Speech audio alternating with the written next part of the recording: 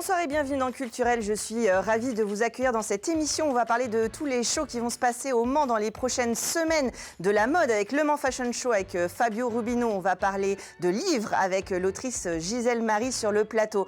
Un petit tour du côté de la programmation de la CIMAD avec du cinéma, un ciné-débat, du spectacle pour enfants, avec le festival de Haute-Sarthe Momo, donc plusieurs dates à retenir.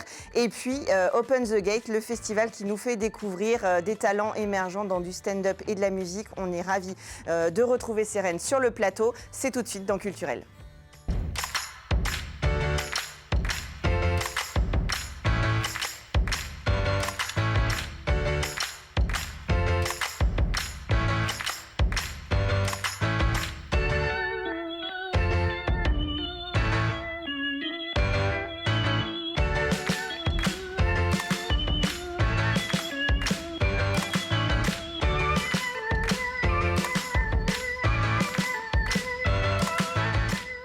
Et des idées lecture dans quelques instants. On parlera avec Gisèle Marie. Bonsoir. Bonsoir. Vous êtes autrice sartoise, Mancel, vous allez nous raconter ça dans un instant. Mais avant, je me tourne vers Fabio Rubino. Bonsoir. Bonsoir. Dirigeant de Friendly Time, et vous êtes venu pour Le Mans Fashion Show avec Thierry Rocher. Bonsoir. Bonsoir. Vous êtes donc un des mannequins phares de cette édition. Alors, c'est le retour le 21 novembre prochain. J'ai pas noté, c'est la 10e édition, exactement, 10e édition. C'est un anniversaire déjà. C'est incroyable, ouais. Le Mans Fashion Show, pour ceux qui auraient raté les 9 années précédentes, est-ce qu'on peut resituer un peu ce que c'est que ce show ? Alors c'est un grand événement de mode qui se passe sur le circuit des 24 heures du Mans. Ça allie donc des défilés de créateurs internationaux avec des shows artistiques et un dîner de gala. Dans un cadre qui est magnifique, puisque l'écrin des 24 heures de Mans, quoi de mieux ici en Sarthe que de le promouvoir à travers ces défilés. C'est vrai que dès qu'on arrive au Welcome, il y a déjà, dès l'accueil, on est mis dans l'ambiance de stars. On ne sait plus trop si les stars, elles sont dans la salle, sur le plateau, oui, elles sont partout. Oui, c'est vrai, il y a un tapis rouge. On arrive en voiture, amené avec notre partenaire. On est déposé en voiture devant le tapis rouge. On est pris en photo. On arrive à l'intérieur, une coupe de champagne. Enfin, on démarre la soirée très agréablement. Et c'est un petit peu en mode cabaret haut de gamme, on va dire. Il y a des tables, donc on peut prendre soit une place, soit une table. Je ne sais pas s'il y a encore des tables disponibles, mais en tout cas, il reste quelques places. Et puis, on profite des défilés et chaque année, on découvre ou redécouvre des gens qui font de la mode, en fait. Oui, ouais, tout à fait. Ouais. En fait, on a des créateurs de différents pays qui viennent. Au départ, ça a commencé avec quelques créateurs qui étaient français, voire locaux. Aujourd'hui, on a des créateurs qui viennent. Cette année, on a l'Arabie Saoudite qui est représentée, le Mexique, la Hollande, l'Algérie, la Guinée, la Hollande et la France. Oui, et puis après, toutes les inspirations qu'il peuvent y avoir, parce qu'il y a des créateurs, créatrices qui s'inspirent de toute façon d'un peu partout dans le monde, avec les couleurs, les formes, tout ce qui est présenté, et même jusqu'aux lunettes.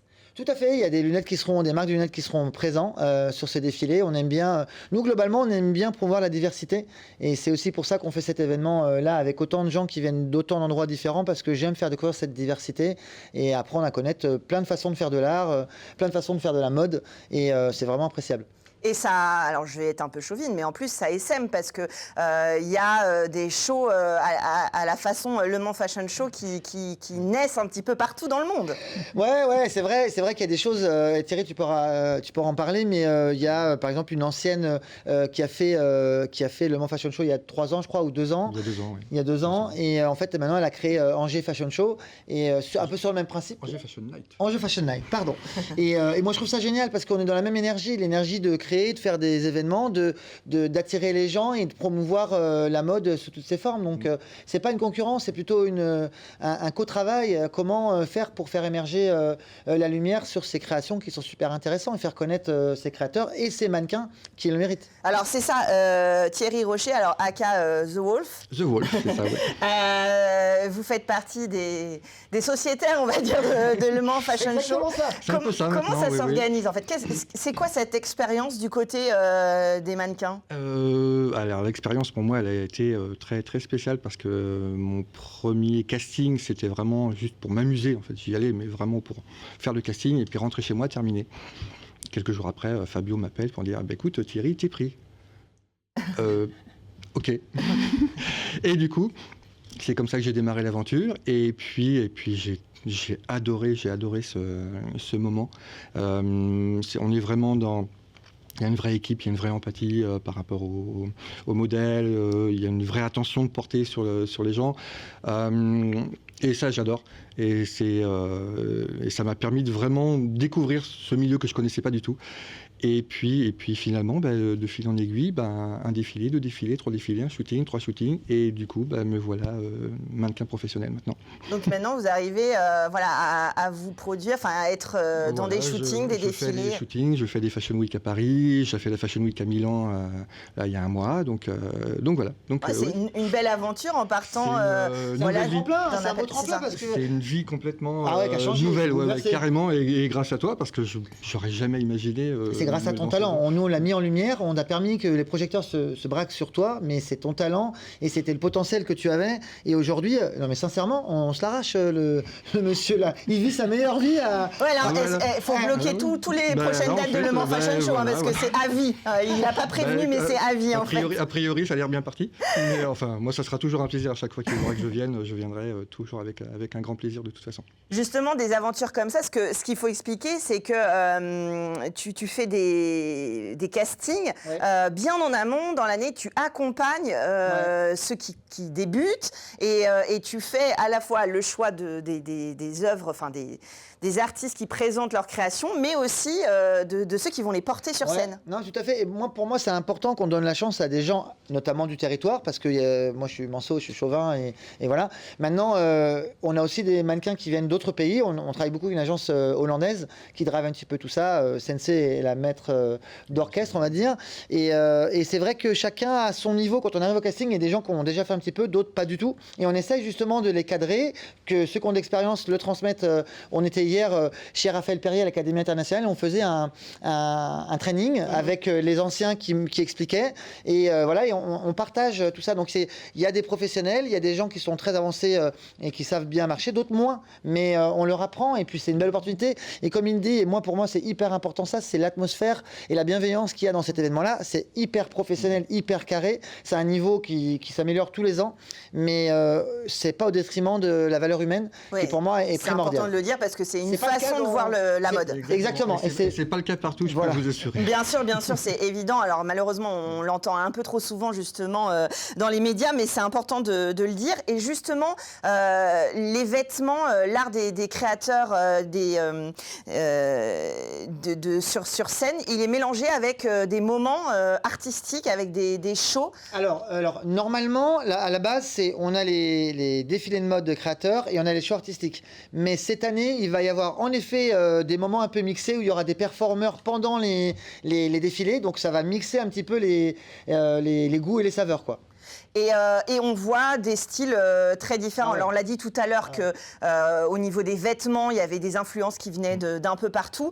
C'est le cas à la fois sur les matières, sur les coupes, sur les mannequins, sur les shows. Enfin, vraiment, normalement, il y en a pour tous les goûts. Donc, si on n'aime pas un instant, on va forcément apprécier un autre. En fait, le Mans Fashion Show, c'est bien plus qu'un défilé de mode. Un défilé de mode, ça peut être long et contraignant et un peu ennuyeux quand on est néophyte, ce qui est le cas de la plupart des gens.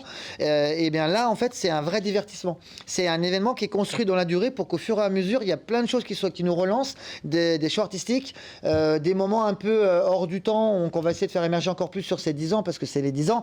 Et les 10 ans, croyez-moi, qu'on les prépare avec une grande attention. Et puis, alors l'année dernière, c'était Candeloro. Exact. Alors, je te coupe. Juste avant de venir là, j'ai eu un coup de fil il y a 1 heure avant de Phil Candeloro. Ça faisait 3-4 mois qu'on s'était payé au téléphone.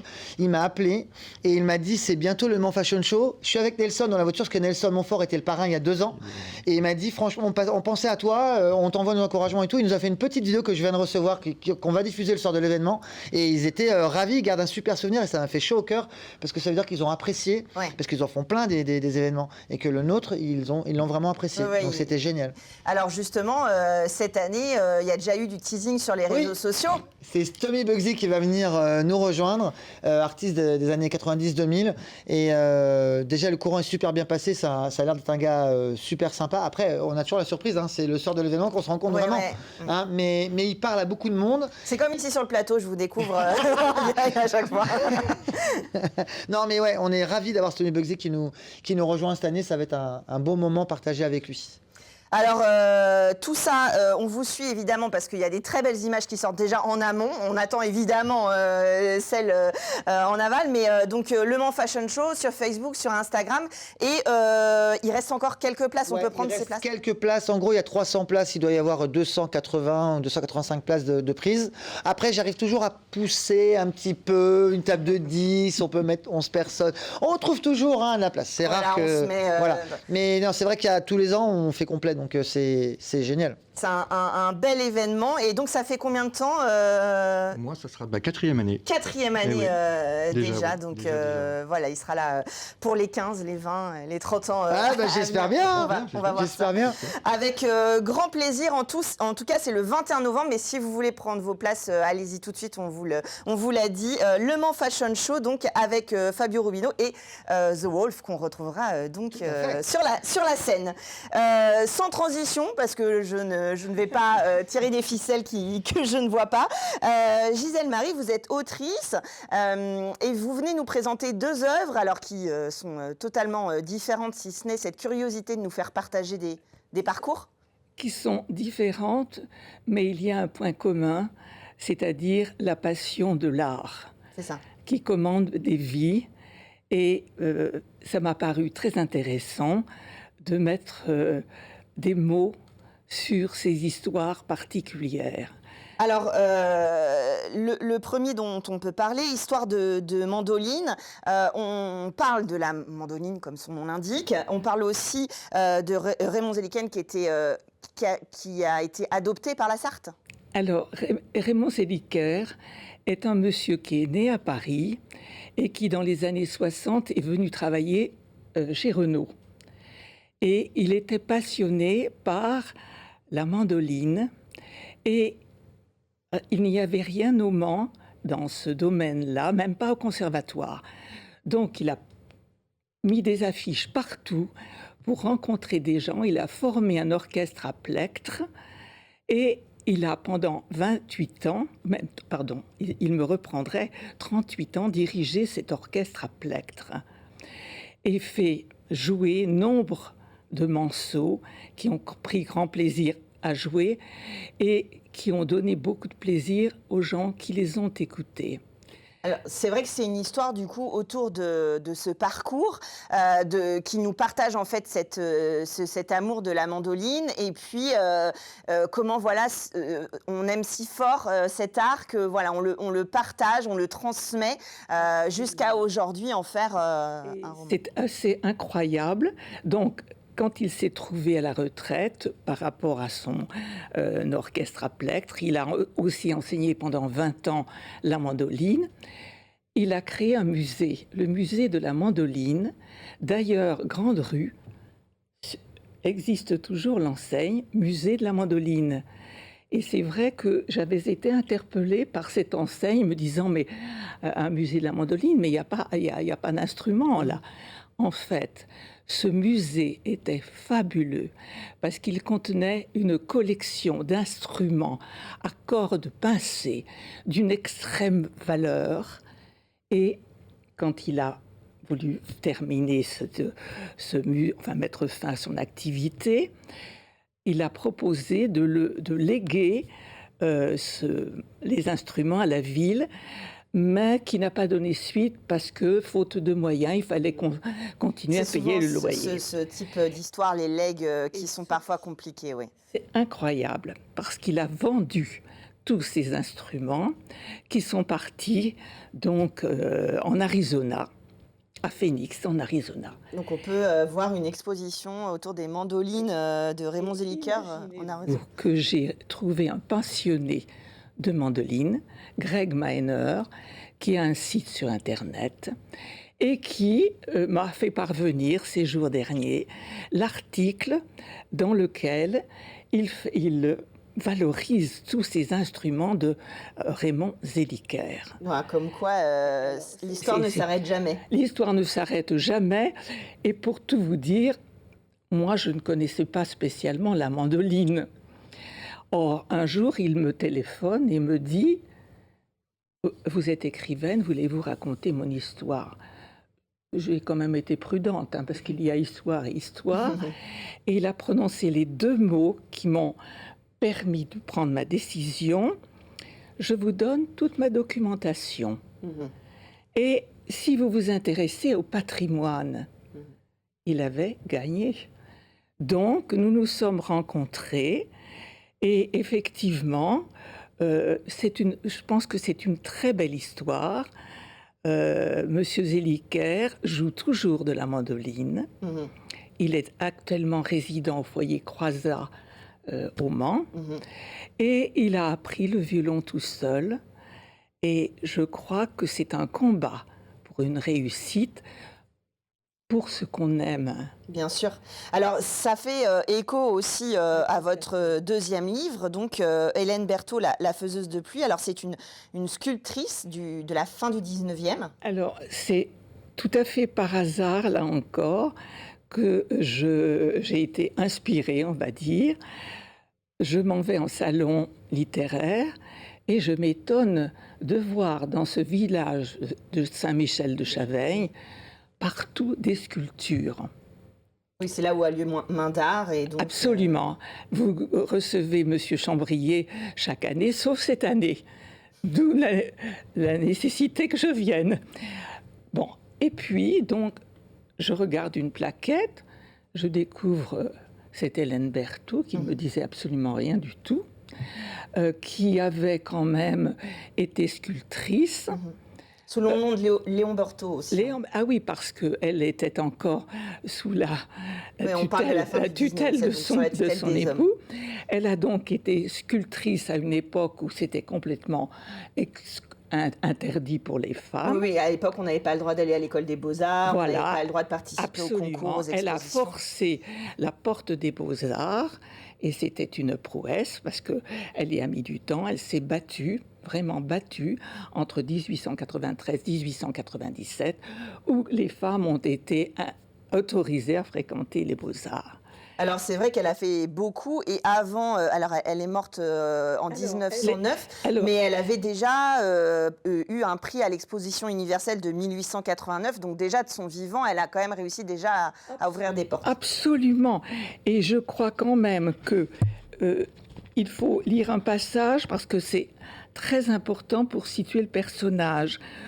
Auteur en 1864 du premier nu masculin, car il fallait oser. Hors concours en 1873, première femme à avoir obtenu une médaille d'or à l'exposition universelle de 1889, représentante de la France outre-Atlantique lors de l'exposition internationale de Chicago en 1893, seul membre féminin du jury de sculpture du Salon des artistes français en 1896. Une anomalie en quelque sorte, une pionnière en tout cas. Elle violait un territoire, propriété exclusive de la gente masculine. Tout à fait, et c'est ça qui est intéressant et que vous contextualisez justement dans votre livre, c'est de découvrir son travail d'artiste, mais aussi de comprendre ce qu'elle a pu apporter au milieu de l'art en général et évidemment aux femmes. Oui, parce qu'en fait, elle ne s'est pas contentée de discours féministes, elle s'est inscrite dans l'action et c'est ainsi qu'elle a ensuite ouvert aux femmes, le prix de Rome. Le prix de Rome, ça ne s'est pas fait du jour au lendemain non plus. D'ailleurs, elle n'a pas eu la chance, hélas, de connaître les premières titulaires du prix de Rome. Non, mais elle a ouvert la voie en tout cas. Hélène Berthaud, La faiseuse de pluie, c'est le titre de cet ouvrage-là. Et Histoire de mandoline, pour celui dont on parlait tout à l'heure, qu'on retrouve dans toutes les bonnes librairies. Et de toute façon, je vous invite à aller voir les productions et à aller lire surtout les productions de Gisèle Marie, puisque vous nous contez pas mal d'histoires comme ça, avec toujours un petit lien avec la Sarthe. Donc ça nous permet, nous qui sommes un petit peu chauvin de se raccrocher à ces histoires. Merci à tous les trois d'être venus sur le plateau. Et puis nous, on continue avec les autres invités tout de suite dans Culturel.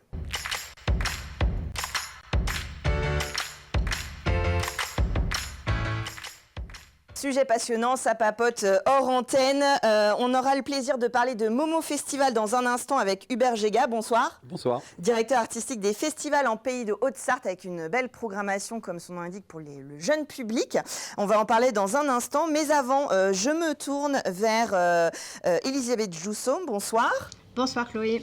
Cécile Cunningham-Burley, bonsoir. Bonsoir. Vous faites partie de la CIMAD et vous venez pour un ciné-débat qui aura lieu le 27 novembre prochain au cinéma Le Royal dans le cadre de Migrants en scène, qui est un festival national, parce que la CIMAD est un mouvement, une association nationale. Et en Sarthe en particulier, est-ce que vous pourriez me resituer pour les téléspectateurs qui n'auraient pas entendu encore parler de la CIMAD, malheureusement, de ce que vous faites au quotidien? Alors, la CIMAD, c'est une association nationale, effectivement. On est là pour défendre la dignité et les droits des personnes exilées, des personnes étrangères. Dans la perspective d'un monde qui serait plus humain et plus juste. Nous avons sur l'ensemble du pays 2500 bénévoles. C'est une grosse association qui a démarré en 1939, donc il y a un très, très beau passé. Il y a 120 salariés et nous travaillons sur 12 régions. Nous sommes la région BPL, Bretagne, Pays de Loire. Alors, en Sarthe, nous avons un groupe local avec 25 à 30 bénévoles actifs et nous avons 4 pôles d'action. On intervient en prison, on intervient sur l'aspect juridique et administratif des droits des personnes étrangères. Donc on intervient en prison pour les personnes étrangères détenues à la Maison des Croisettes. On a des permanences d'accueil, on en a 2 par semaine. Le mardi, c'est permanence téléphonique et permanence sur rendez-vous, et le vendredi, c'est permanence sur rendez-vous. On a des actions collectives avec les autres associations. On travaille beaucoup en interasso. Et puis en sensibilisation, c'est ce que nous faisons ce soir. Essayer de sensibiliser le public sur le regard à porter sur les personnes étrangères. Alors c'est ça, c'est-à-dire qu'en dehors des bénévoles qui s'investissent pour vous aider dans vos actions, c'est important aussi d'expliquer ce qui se passe, qu'on ne voit malheureusement pas, ou qui est parfois mal représenté ou mal transcrit. Et justement, c'est l'idée de ces moments de sensibilisation avec, par exemple, ce documentaire. Alors il y aura la présence de la réalisatrice Linda Bendali le 27 novembre. Bon baiser du bled, c'est un regard sur, comme son nom l'indique, la population qui retournait en Algérie, au Maroc, en Tunisie, les mois d'été, avec, on a ces souvenirs dans les années 90 des voitures 70, 70, il y en a encore, mais de moins en moins, c'est pas les mêmes images, qui retournent donc au pays, au bled, hein, c'est de là dont vient le nom, en famille. Alors, qu'est-ce que... C'est un documentaire, comme souvent. Qu'est-ce qui est important de valoriser dans ce documentaire et qui fait écho, évidemment, aux actions de la CIMAD? Alors... Comment est-ce qu'on peut expliquer ça? Ça peut montrer l'intégration de ces familles qui sont arrivées dans les années 70 par le travail, hein, qui ont été amenées par la France, hein, pour aider la France pour le travail. Après, c'était ce qu'on appelait la première génération. Après, il y a eu la deuxième génération. Et on voit qu'elle restait attachée au pays d'origine. Il y avait tous les ans, donc on va aller voir ces voyages. Et on s'aperçoit sur la fin du documentaire que tous ces gens sont devenus à 100% français. Bien sûr. Et sont restés à 100% algériens, marocains, tunisiens. Ils ont intégré les deux cultures et c'est ce côté positif que nous voulons montrer dans ce documentaire. Oui, c'est ça, parce que dans le documentaire, il y a le regard de ceux qui étaient arrivés en France et qui revenaient dans leur ville d'origine, mais il y a aussi les enfants qui, eux, sont nés en France, qui pouvaient parfois fantasmer un petit peu l'un ou l'autre des pays, d'ailleurs des deux côtés. Et puis il y a aussi notre regard de ceux qui les voyaient voyager comme ça l'été.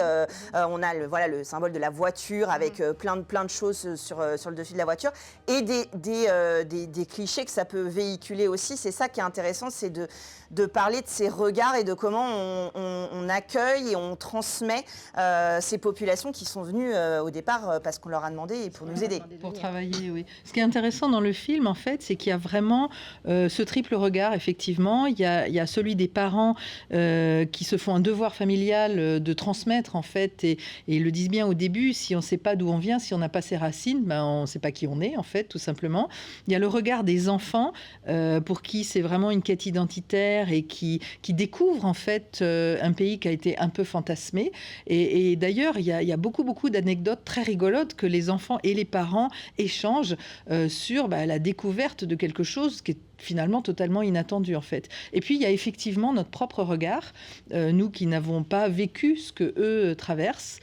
Et pour moi, il y avait un écho singulier avec ce qu'on vit aujourd'hui, c'est-à-dire que on fait venir des populations qui enrichissent évidemment notre culture, notre propre culture, puisque les cultures ne sont que des enrichissements de part et d'autre et de partout, mais qui enrichissent surtout notre économie. Et parfois, on est singulièrement, comment dirais-je, vraiment pas reconnaissant de ce travail qui est apporté, en fait.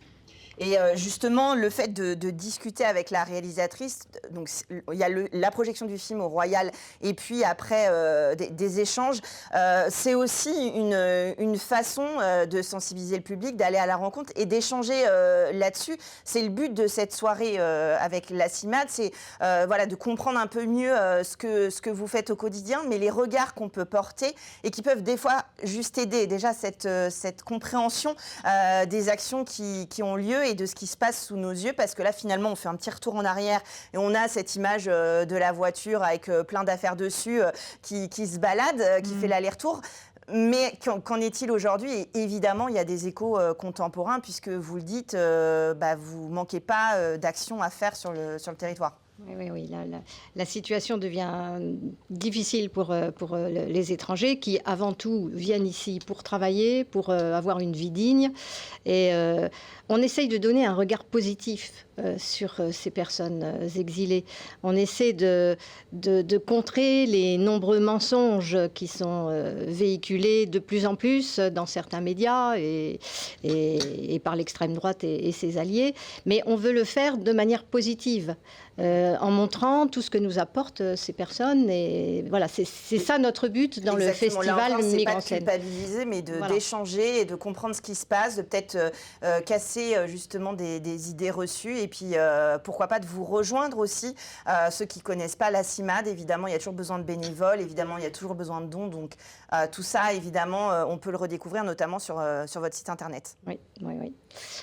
Rendez-vous le 27 novembre au cinéma Le Royal au Mans, vous l'avez compris, à 20h pour 20h le film, et puis ce sera suivi d'un débat. Le film fait 52 minutes. Donc c'est assez court, ça nous laisse le temps après de faire le débat justement avec Linda Bendali. Merci beaucoup d'être venue nous parler de ce moment. Je vous invite évidemment à vous y rendre.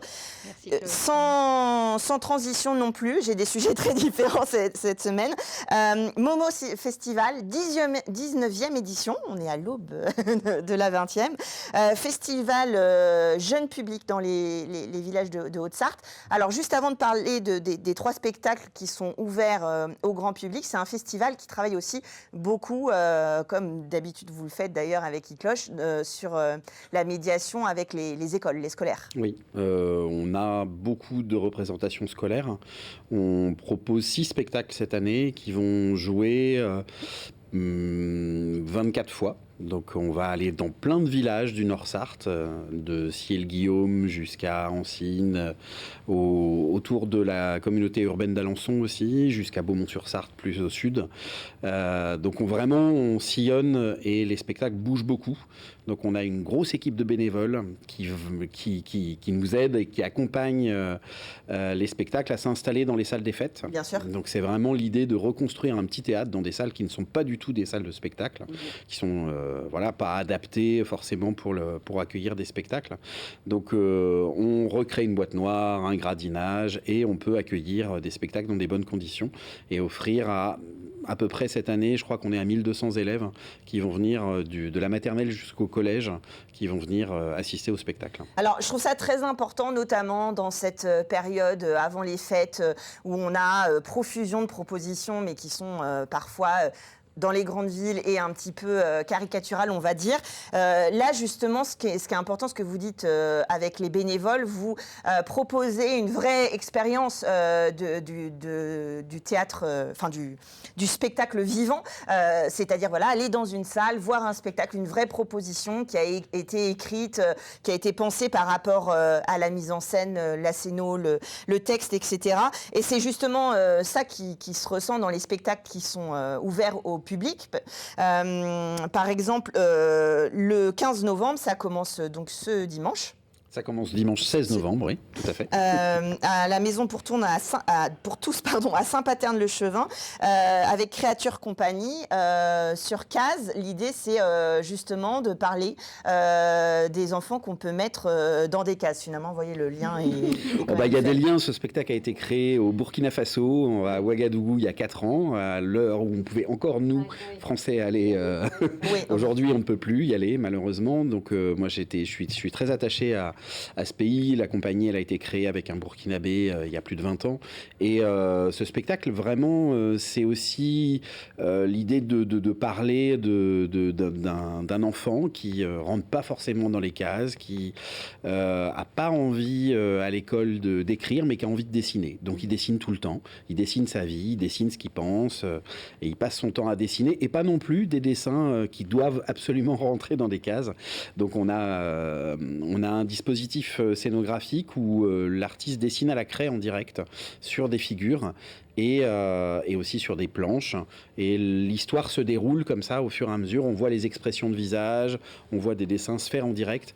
Il y a aussi le temps du dessin, c'est-à-dire que c'est un temps que l'enfant comprend complètement, qui est un temps plus long que le temps où on exécute tout de suite l'action, qui parfois est intéressante d'être dans des rythmes, mais je pense qu'on raconte les histoires dans un rythme très soutenu aujourd'hui, et que cette proposition, elle est radicalement différente. C'est le temps du dessin, c'est le temps du geste qu'on voit se faire en direct. Et du coup, ça prend vraiment du temps, ça laisse le temps au spectacle à se déployer dans l'imaginaire du spectateur. Et à se projeter aussi pour les enfants, et c'est bien de leur montrer dans le spectacle vivant qu'il y a différentes temporalités et qu'il y a des gens qui travaillent en direct, du coup, devant eux. Donc c'est une belle mise en situation. On le fait avec eux, voilà, c'est pas tout fait. C'est une co-création, en fait, avec le public. Alors ça, à partir de quel âge on peut... Nous, on le propose à partir de 5-6 ans. Et quand ils vont à l'école, qu'ils ont l'habitude de dessiner, en fait, et de rester obligés d'être assis sur un petit carré, une petite chaise, qu'on leur donne une petite feuille et qu'on leur dit tu fais plus des patouilles, tu fais plus ce que tu veux. Maintenant, tu vas écrire des lignes et tu vas les faire proprement. Voilà. Donc, assez tôt, finalement.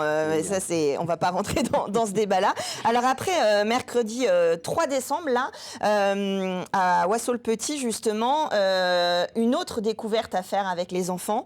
3-4 qui reprend le fameux 3-4. On y va de la musique dite classique du chef d'orchestre. Et là, ce sont des musiciens qui, justement, rendent accessible cette grande musique, en tout cas cette musique dite classique aux enfants. Elle est accessible. Elle est accessible. On peut en écouter partout, en ouvrant la radio, en allant chercher des CD. Les vides-greniers sont pleins de musique classique qu'on jette. Là, c'est une porte d'entrée pour que les enfants, justement, puissent s'approprier aussi cette musique, l'entendre de manière différente, c'est-à-dire déjà en direct, pas sur un support enregistré, et puis avec humour. Puisque là, on a affaire à 3 musiciens, dont certains qui viennent du rock'n'roll, qui nous font de la musique classique et qui respectent cette musique classique vraiment, mais on peut aussi l'interpréter de manière plus humoristique, plus abordable, et puis c'est une autre porte d'entrée. La musique, elle résiste à tout. En tout cas, ces compositeurs-là résistent à tout. C'est ça, c'est un peu plus démocratique, on va dire, comme approche. Vous venez vers eux, vous leur proposez ces salles de spectacle et vous leur proposez d'entrer dans ces univers-là qui peuvent être représentés, là encore, on voit le lien, dans des clichés qui malheureusement collent un peu à la peau. 3e spectacle le 11 décembre à Ancines, Tempête dans un verre d'eau. Oui. Là encore, comment on va avec ses enfants voir du Shakespeare et en rire ? Eh bien, en faisant appel à une compagnie marseillaise, la compagnie Tac Tac, qu'on suit depuis ses débuts, qui sont des jeunes fous du théâtre d'objets, une génération qui dépoussière aussi le spectacle vivant avec leurs jouets, leurs objets, et qui nous raconte la trilogie shakespearienne qu'ils ont entrepris il y a quelques années. Donc on avait accueilli déjà Hamlet, et là on accueille Tempête, donc dans un verre d'eau, où avec leurs jouets, avec leurs figurines, ils nous racontent ces tragédies avec beaucoup d'humour, avec leur énergie aussi, qui parle aux plus jeunes parce qu'ils la connaissent, parce qu'on s'empare de grandes histoires et on les réinvente avec nos mots, avec avec la culture qui nous entoure, et c'en est complètement la traduction dans ce spectacle. Ouais, de toute façon, créer une tempête dans un verre d'eau, est-ce que le petit bateau en papier va couler ou pas ? C'est quelque chose qui est évidemment accessible à tous. Et si c'est manié avec la belle langue par les comédiens, c'est évidemment toujours un plus. C'est une réappropriation, en tout cas, de la tempête de Shakespeare, avec leurs propres mots. Et comme pour 3-4, ça respecte vraiment les œuvres, mais ça les amène d'une manière complètement différente. Et le théâtre d'objets, la marionnette, ce que nous, on défend souvent dans les festivals, c'est un art qui amène cette réappropriation et cette connivence avec le public, parce que l'objet, il est entre le public, entre le spectateur et l'artiste. Il y a un objet qu'on montre, qu'on partage, et qui fait que tout de suite, il y a une empathie beaucoup plus grande. Et ça marche, et on vous invite à les réservations, on vous envoie un mail, on vous appelle, le festival qui cloche, vous pouvez aller sur le site internet pour ces 3 dates qui sont donc ouvertes au grand public. Donc vous, chez vous, vous pouvez emmener vos enfants, vous trouvez un enfant pour avoir l'excuse pour aller voir le spectacle, enfin vous faites comme vous voulez, c'est possible aussi. Merci beaucoup, bon courage, parce qu'il y a plein de dates, il y a plein de choses qui ne sont pas visibles de la part du grand public avec cette 19e édition de Momo Festival. Et puis n'oubliez pas, le 27 novembre à 20h au cinéma Le Royal au Mans, rendez-vous avec l'équipe de la CIMAD pour Bon baiser du bled et un échange avec la réalisatrice. Merci à tous les 3 d'être venus sur le plateau. Et nous, on finit en humour et en musique tout de suite dans Culturel.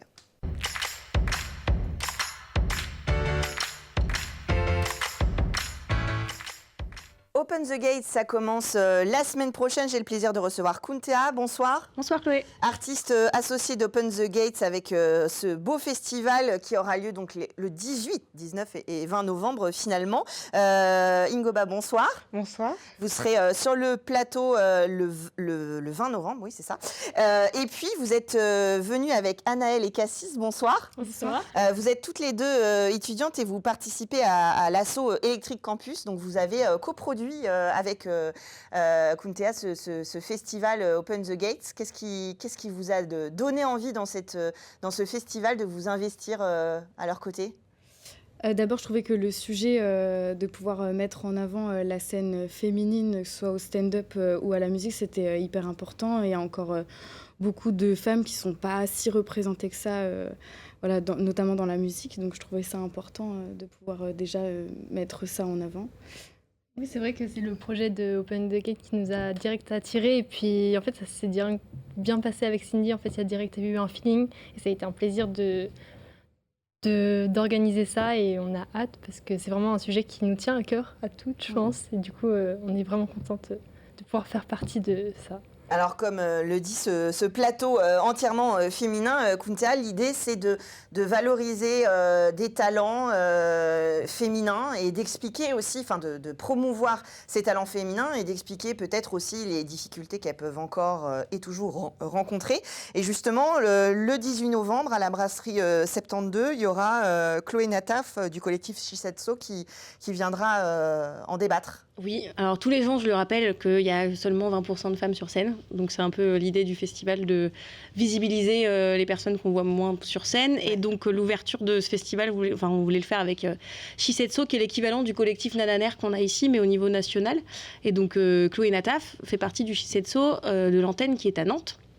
Et donc elle va venir nous donner quelques petits tips pour faire résonner la sororité dans la musique. Ah oui, c'est la 3e édition du festival, mais la situation change pas particulièrement, ou parfois même des fois elle empire sur certains projets. Donc voilà, c'est important aussi de mettre la lumière sur ces femmes et ce concept de sororité pour pouvoir valoriser et puis sensibiliser le public, puisque je le rappelle, je fais la blague chaque année, mais évidemment le festival est ouvert à tous et toutes, donc vous pouvez venir, même si vous êtes un homme, vous n'allez pas être hué sauf si vous vous comportez mal, mais ça après c'est un autre problème. On sera vigilant là-dessus, mais j'aime aussi à rappeler que nous on nous pointe souvent le fait que ce soit une soirée féministe parce qu'on ne programme que des femmes, mais quand on regarde la programmation des autres lieux, il y a beaucoup d'hommes et elle est quasiment automatique. On leur dit pas qu'ils sont masculinistes, malheureusement. C'est ça. Alors, ça aura lieu à Ève, la salle universitaire, donc sur le campus. Et pour parler tout de suite pratique, on prend ses places sur Hello Asso. C'est un festival qui est très accessible aussi. 10-15 € la place, donc ça permet à tout le monde tout le monde, en tout cas au plus grand nombre, de pouvoir accéder à ces soirées. Le 19 novembre, soirée stand-up. Oui, avec Noam Cinceau, Camille Giry et 2 artistes locales qui sont Amy et Anne-Marie Teinturier. Alors Noam Cinceau, sa petite particularité, c'est qu'il est martiniquais et gay, et donc il fait pas mal de blagues là-dessus parce que voilà, ça n'a pas été forcément évident pour lui. Et Camille Giry, elle est connue avec Camille et Justine sur les réseaux, artistes féministes très engagées sur ces questions-là. Donc ils vont nous faire rire de sujets qui nous font enfin rire. Parce que il n'y a pas beaucoup d'humoristes qui me font marrer. Donc là, c'était un peu aussi l'idée de faire une soirée stand-up où on puisse rigoler de ce qui nous touche, quoi. Et ça, c'est chouette aussi de voir des artistes qu'on peut suivre sur les réseaux sociaux qui sont... qui ont des voix très prononcées en effet comme Noam Cinceau, mais c'est intéressant, j'imagine, d'aller à la rencontre, que vous avez hâte de voir cette soirée, de les voir vraiment sur scène, qui viennent au Mans, et puis de pouvoir échanger avec eux, et en même temps de recevoir aussi des artistes locaux, de faire cette rencontre multiple. Ouais, c'est super intéressant. Et puis, du coup, on est vraiment dans production au départ, à réaliser des budgets prévisionnels, comment on organise tout ça, la venue, le transport, l'hébergement. Et puis après, il y a le vrai pendant le festival où on est là à les accueillir. Donc, c'est chouette de pouvoir participer à toutes les étapes en fait du festival. Et oui, les rencontrer en vrai, ça va être chouette, je pense. Y compris l'exercice de venir faire une émission télé sartoise. Alors le 20 novembre, là c'est un plateau musical et vous en serez donc Ingoba vous serez 4 artistes. Il y a Lola Bay, Inès et Benzen. Oui. Voilà. Alors Inès qui a gagné un concours, en fait c'est comme ça qu'elle s'est retrouvée sur scène, elle a 14 ans Inès, donc c'est sa première vraie scène, et elle a gagné un concours avant l'été, et donc c'était l'idée d'offrir cette place-là. Un tremplin. Ouais. Et c'est trop beau, elle a une très belle voix. Enfin, voilà. Donc, et Ingoba, évidemment. À Ingoba, on va pouvoir vous découvrir, vous redécouvrir, et justement, ça vous plaît de partager comme ça la scène avec des femmes, avec des univers très différents, parce que vous avez toutes les 4 des modes d'expression très différents. Oui, totalement. J'apprécie beaucoup parce que déjà, comme disait Kuntea, on n'est que 20%. Déjà à être représenté, on va dire, dans la musique. Et donc, franchement, c'est un plaisir d'avoir un festival comme ça qui met en avant les artistes féminines et de pouvoir être dans un lieu où on va être écouté, respecté, entendu. Et j'ai même invité quelques amis à venir voir parce que ça va vraiment être merveilleux en tout cas. Des belles découvertes. Alors comment vous pourriez définir votre style? Alors je pose toujours cette question sur les réseaux parce que c'est tellement compliqué de répondre à votre place, donc je préfère vous poser la question. Qu'est-ce qu'on va entendre? Dans quel univers vous nous emmenez? Alors, on sera plutôt sur un guitare-voix. Moi, je suis dans l'afro-soul. Donc là, on va venir beaucoup accentuer le côté soul dans ce festival-là. Donc, on pourra plutôt me retrouver dans ce genre de style. Donc, ça sera très intimiste, des histoires d'amour, d'émancipation, de liberté qui seront racontées lors de ce festival.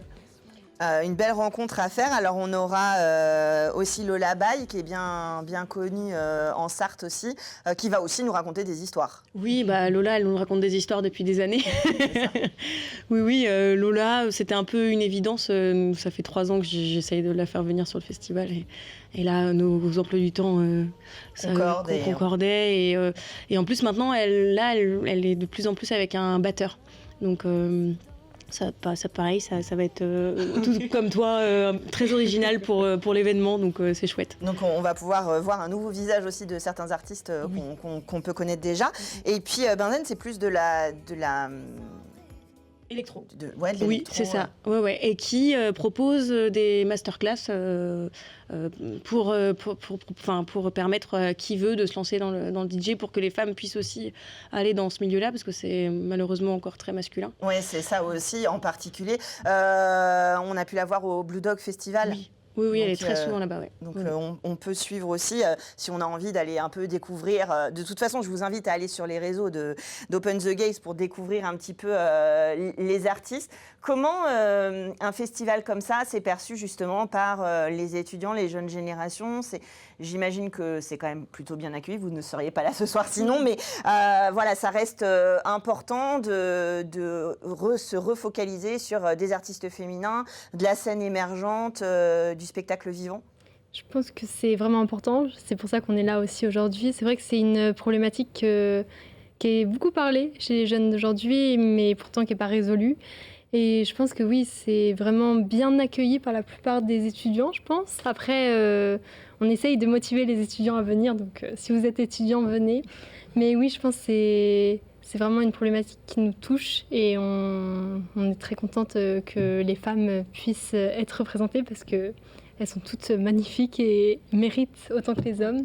Puis c'est surtout que je pense que la génération d'aujourd'hui est quand même plus éveillée à ces sujets et a envie de partager cet éveil avec les autres qui peuvent l'être un peu moins ou qui ont moins de ressources, qui ne savent pas où chercher aussi. Donc je trouve que c'est important de nous, à notre échelle, pouvoir amener ça aussi au Mans et de toucher les étudiants.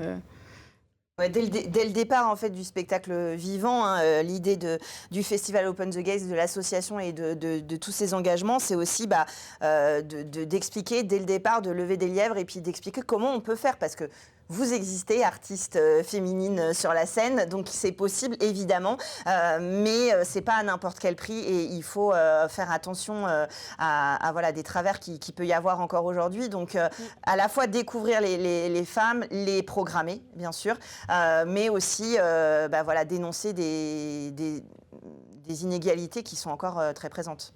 Alors il y a ça, il y a les artistes, et comme vous êtes en GDSM, donc c'est la gestion des structures musicales, des développements des structures musicales. C'est des femmes qui vont être dans l'ombre, les femmes de l'ombre. Et je suis très contente parce que cette année, il n'y a que 2 gars dans la promotion. Donc les femmes arrivent aussi derrière, quoi. Et ça, c'est important. On fait attention aussi à ce que dans... Ça veut dire que dans ces métiers-là, vous êtes déjà, en tout cas au Mans, dans cette promotion en nombre au niveau des femmes. Oui, c'est ça. Et au sein du festival, nous, on a aussi la volonté de créer un espace safe pour tout le monde. Alors, c'est la 2e année où l'alcool disparaît de notre festival. Et moi, je le revendique assez. Quand on enlève l'alcool dans les soirées, ça enlève beaucoup de problèmes. Donc, il y a cette volonté-là aussi d'être vigilant aussi pour le public, quoi. Oui, ça. L'idée, c'est pas que sur scène, que de découvrir des artistes féminines sur scène. Et puis, c'est l'ambiance générale du festival. Donc, je vous invite à venir discuter avec Chloé Nataf le 18 novembre à la Brasserie 72. Et puis, les 19 et 20 novembre à Ève, à la salle universitaire. Allez découvrir ses talents, un peu d'humour, de la musique, ou bien sûr les deux si vous le pouvez. Merci à toutes les 4 d'être venues nous parler de ce festival. Bonne scène, donc. C'est 19 et 20 novembre prochain. Et nous, on se retrouve même heure la semaine prochaine dans Culturel.